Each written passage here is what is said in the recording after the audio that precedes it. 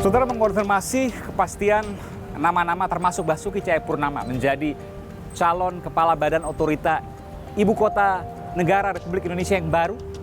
Saya mendatangi DPP PDI Perjuangan untuk mewawancarai teman dekat dari Basuki Cahayapurnama Ahok, Jarod Saiful Hidayat. Ikuti saya, saudara. Saudara, persis di depan saya adalah kawan dekat Pak Ahok.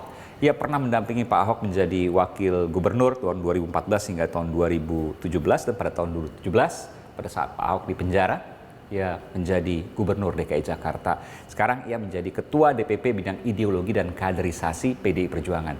Pak Jarod Saiful Hidayat. Terima kasih Pak Jarod. Ya, sama-sama. Pak Jarod, ini luar biasa.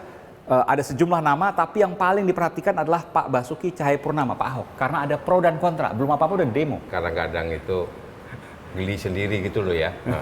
Ini belum apa-apa kok sudah pro dan kontra. Sama ketika Pak Ahok diusulkan sebagai komisaris ya, Pertamina juga seperti itu. Bukan apa-apa gitu ya. Kalau menyangkut pada Pak Ahok pasti heboh. Justru pertanyaan kalau misalnya dibalik Pak Jarod, kenapa kemudian Pak Jokowi menyebut nama yang pasti akan memunculkan kontroversi, Pak Ahok? Saya yakin dan percaya bahwa Pak Jokowi memberikan statement itu tentu saja didasarkan kepada kriteria-kriteria yang jelas, yang menyangkut masalah profesionalitas, integritas, kapasitas, kompetensi, dan rekam jejak ya sebagai seorang yang pernah memimpin daerah. Saya pikir itu. Di luar itu tidak. Yang kedua, kita ini kok terlalu buru-buru gitu ya. Orang ibu kota negara ya, IKN itu kan juga masih sangat lama ya, undang-undangnya aja belum ada, RUU-nya belum ada ya, kita harus bahas dulu lah itu. Kemudian berikan kesempatan pada Pak Ahok untuk fokus sebagai komisaris utama Pertamina, karena isu tantangannya juga cukup berat. Tunggu sebentar, jadi Anda sendiri sebenarnya tidak menyetujui kalau Pak Ahok keluar dari Pertamina lalu kemudian menjadi calon kepala badan otorita ibu kota negara yang baru. Fokus saja di Pertamina? Apakah itu pesannya? Bukan begitu. Sekarang ini biar beliau fokus saja di situ, ya. Ini kan sebetulnya hak prerogatif presiden juga untuk menunjuk kepala badan otorita, ya. Tetapi sekarang beliau di Pertamina, daripada beliau terganggu dengan berbagai macam ya isu pro dan kontra dan sebagainya, berikan kesempatan beliau untuk memperbaiki di Pertamina. Ya. Meskipun tadi Pak Jarod juga ada katakan bahwa Pak Jokowi pasti punya pertimbangan hingga menyebut nama Pak Ahok, karena diantaranya adalah track record, rekam jejak Pak Ahok yang sukses untuk memimpin kota misalnya seperti itu, DKI Jakarta provinsi. Dan ada juga di situ Mas Aswar Anas, teman saya juga, Bupati Banyuwangi, pengalaman kan gitu ya. Itu juga teman saya Mas Bambang Brojo kan gitu kan. Ristek, ya. Jadi itu sah-sah saja beliau bicara seperti itu ya Pak Jokowi ya. Silakan gitu loh. Ini kelihatannya Pak Jarod atau PDI Perjuangan jangan-jangan mewakili PDI Perjuangan atau pribadi tidak setuju dengan Pak Ahok untuk kemudian jadi calon kepala badan otoritas. Sebaiknya fokus di Pertamina saja. Bukan masalah setuju atau tidak setuju gitu ya. Ini kan masih sangat lama, Iman ya. Meskipun pindahannya 2024 cepat sekali. 2024 masih panjang gitu kan. Bagaimana dengan pandangan sebagian kalangan yang menyatakan bahwa Pak Jokowi juga termasuk PDI Perjuangan hendak kembali menarik Pak Ahok ke ranah politik untuk dipersiapkan tahun 2024 Pilpres? Wah, itu masih sangat jauh lagi. Itu kan imajinasi orang ya. Hanya imajinasi? Spekulasi orang gitu. Kalau beliau sebagai kader PDI Perjuangan ya. Sebagai anggota kader ya. Karena beliau bisa juga diberikan kesempatan di partai kita ini untuk memberikan pengalaman dia di dalam pendidikan kader, pengalaman di dalam mengelola satu kota, pengalaman di dalam mengelola anggaran ya. Kenapa kemudian ada sebagian kalangan yang menyaksikan soal ini? Karena ketika bicara soal ibu kota negara yang baru, maka perpindahan awal di tahun 2024, dan itu kemudian ketika dipimpin oleh Pak Ahok, ketika nanti misalnya sukses, maka Pak Ahok akan mendapatkan kredit yang luar biasa untuk kemudian modal maju di 2024. Logika itu? Itu mengada-ada kalau menurut saya. Terlalu berlebihan ya. Terlalu berlebihan, mengada-ada, dan mohon maaf ya, halusinasi lah. Halusinasi. Kalau seperti itu ya. Saya juga ingat pernyataan Pak Jarod bahwa Pak Ahok itu adalah eksekutor yang handal. Ya. Ketika ditempatkan sebagai komisaris, maka sesungguhnya dia tidak maksimal, harusnya ditempatkan di dalam direksi.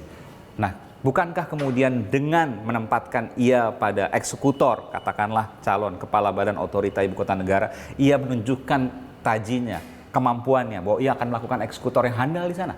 Sekali lagi, itu masih sangat jauh, sangat panjang begitu ya. Kalau menurut saya sangat panjang. Marilah kita step by step lah, ya. Dan eksekutor itu Pak Anas juga eksekutor yang bagus.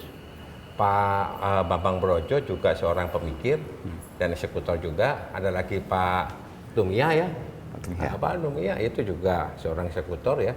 Jadi saya pikir beliau menyampaikan seperti itu artinya ya untuk persiapan IKN itu betul-betul sudah diberikan secara matang.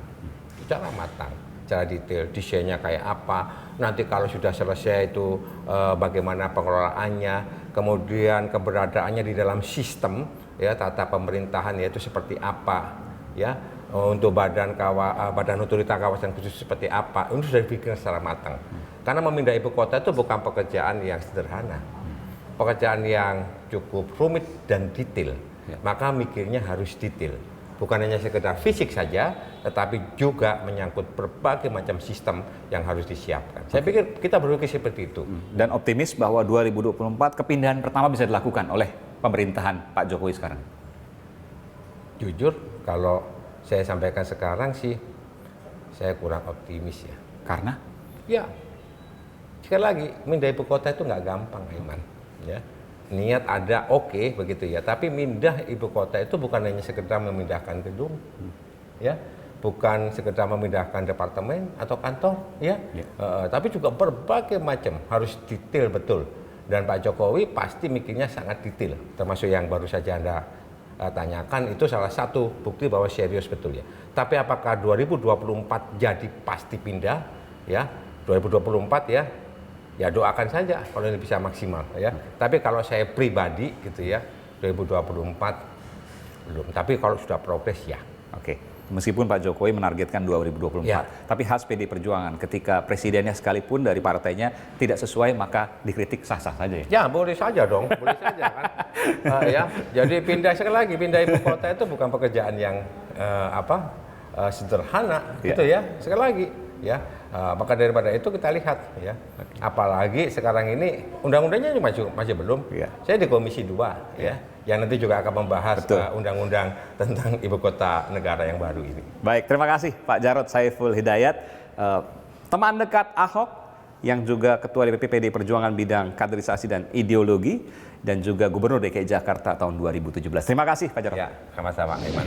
Sebagian kalangan justru mempermasalahkan soal mantan narapidana, kasus penodaan agama misalnya. Anda tidak sama sekali. Saya nggak lihat, nggak ada hukum yang dilanggar. Itu menurut saya sih, saya tidak melihat itu. Yang saya melihat adalah was-wasnya adalah justru investor akan was-was masuk kalau Ahok kepala otoritanya.